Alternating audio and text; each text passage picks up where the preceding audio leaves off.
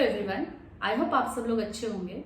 और इस वीडियो में मैं बात करने वाली हूँ कि डिस्क्रिमिनेशन या भेदभाव क्या होता है और क्या डिफरेंस है एक्सप्लॉयटेटिव डिस्क्रिमिनेशन और प्रोटेक्टिव डिस्क्रिमिनेशन के बीच में। तो डिस्क्रिमिनेशन या भेदभाव मुख्य रूप से जो हम इंडियन सोसाइटी में महसूस करते हैं या फील करते हैं वो हो सकता है कास्ट डिस्क्रिमिनेशन यानी जातिगत भेदभाव, जेंडर डिस्क्रिमिनेशन लैंगिक भेदभाव, या लैंग्वेज डिस्क्रिमिनेशन भाषागत भेदभाव, या रिलीजियस डिस्क्रिमिनेशन धार्मिक भेदभाव।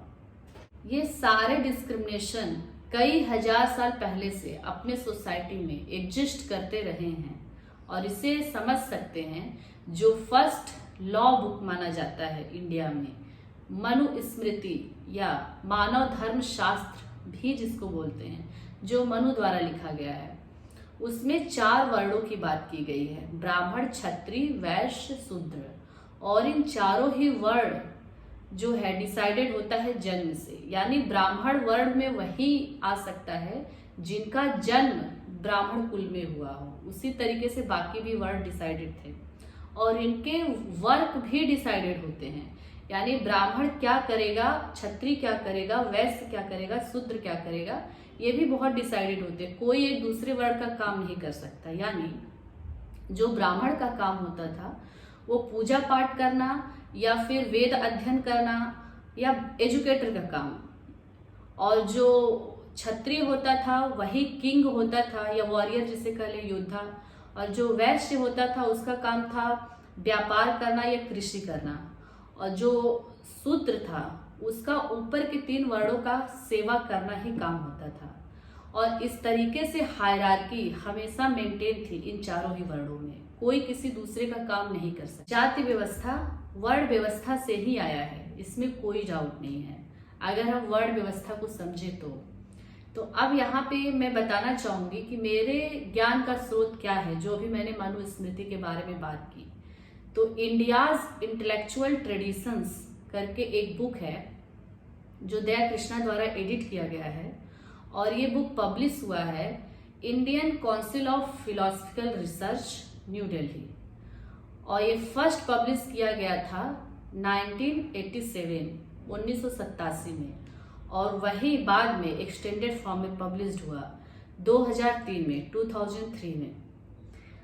इंडियाज इंटेलेक्चुअल ट्रेडिशंस ये जो बुक है इसमें 5 पार्ट्स हैं, और सेकेंड पार्ट्स में एक्सप्लेन किया गया है मनुज conceptions of man and society, जो कि एम घोष द्वारा लिखा गया है। और उन्होंने बहुत ही अच्छे से मेंशन किया है कि मनुस्मृति में टोटल 12 चैप्टर है, यानी 12 चैप्टर हैं, और किस चैप्टर में किस श्लोक में कहाँ पे जो है जो वर्ण व्यवस्था है वो जन्म के आधार पे बेस्ड है, और कहाँ पे जो कास्ट हायरार्की की बात की गई है किस श्लोक में, और कहाँ पे जेंडर डिस्क्रिमिनेशन हुआ है, यानी किस श्लोक में किया गया है उसको टैग करते हुए इन्होंने एक्सप्लेन किया है।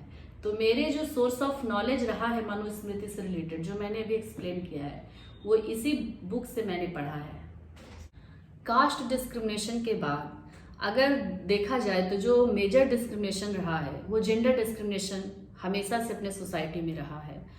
और जो जेंडर डिस्क्रिमिनेशन इसलिए भी था क्योंकि अपना इंडिया जो था एक पैट्रियार्कल सोसाइटी है, पैट्रियार्कल मतलब पितृसत्तात्मक समाज, और यहाँ पे जो बेटे और बेटी के बीच का डिफरेंस है वो आज तक कम नहीं हो पाया है कुछ लोगों के अंदर से।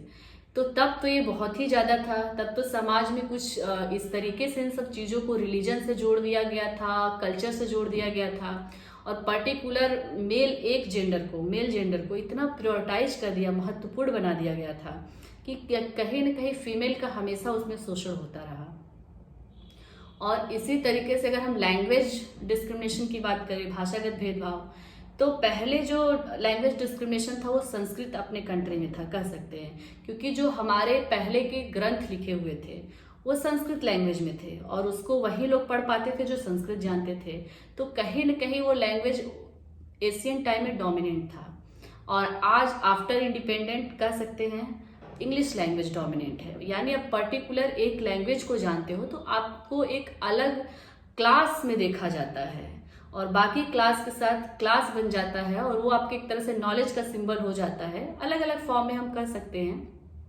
अपॉर्चुनिटीज अलग हो जाते हैं पर्टिकुलर आपको लैंग्वेज जानने से, तो वो भी अपने आप में एक डिस्क्रिमिनेशन है। और इसी तरीके से अगर रिलीजियस डिस्क्रिमिनेशन की हम बात करें तो धार्मिक डिस्क्रिमिनेशन भी अपने समाज में लंबे समय से था, जब से कास्ट सिस्टम या वर्ण व्यवस्था था। क्योंकि अगर पर्टिकुलर यानी जो शूद्र था, शूद्र वर्ण या जाति कह ले, उनको कभी भी मंदिर में नहीं जाने दिया जाता था। और सेम वैसे ही फीमेल जेंडर के भी साथ था, महिलाओं को भी कुछ जगहों पे या मंदिरों में जाना अलाउ नहीं था।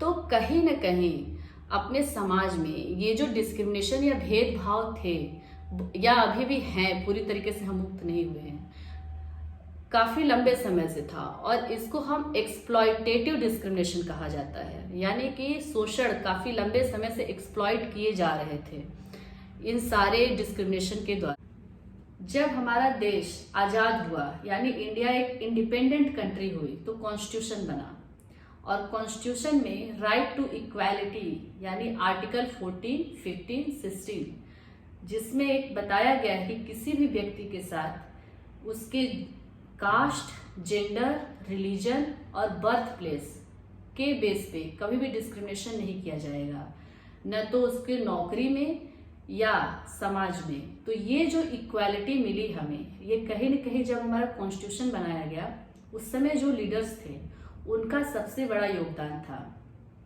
और उसमें से विशेष तौर पे कह सकते हैं डॉक्टर भीमराव अंबेडकर का बहुत ज़्यादा कंट्रीब्यूशन रहा, क्योंकि वो खुद एक दलित परिवार से थे और वाकई में कास्ट डिस्क्रिमिनेशन होता क्या है उन्होंने बहुत अच्छे से फील किया था। समाज में कुछ लोगों को लगता है कि जो रिजर्वेशन है वो भी एक प्रकार का डिस्क्रिमिनेशन है, तो उन्हें ये समझना होगा कि फाइनली डिस्क्रिमिनेशन आया ही क्यों। अगर हमारे सोसाइटी में पहले से एक्सप्लॉयटेटिव डिस्क्रिमिनेशन नहीं होता, जो कि काफी लंबे समय से था और अब भी कहीं न कहीं है, वो था जेंडर बेस्ड, कास्ट बेस्ड और रिलीजियस बेस्ड। और उस डिस्क्रिमिनेशन को कम किया जाए, जिनका इतने लंबे समय से शोषण हुआ है जिस वर्ग का, उनको समाज में इक्वालिटी फील कराया जाए।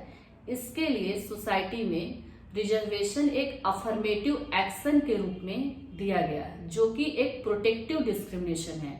उन लोगों को जिनको इतने लंबे समय से शोषण किया गया था, उन्हें प्रोटेक्शन के फॉर्म में रिजर्वेशन दिया गया है। रिजर्वेशन कास्ट बेस्ड क्यों है, ये इकोनॉमिक बेस्ड क्यों नहीं है, ये भी क्वेश्चंस लोगों के मन में आते हैं।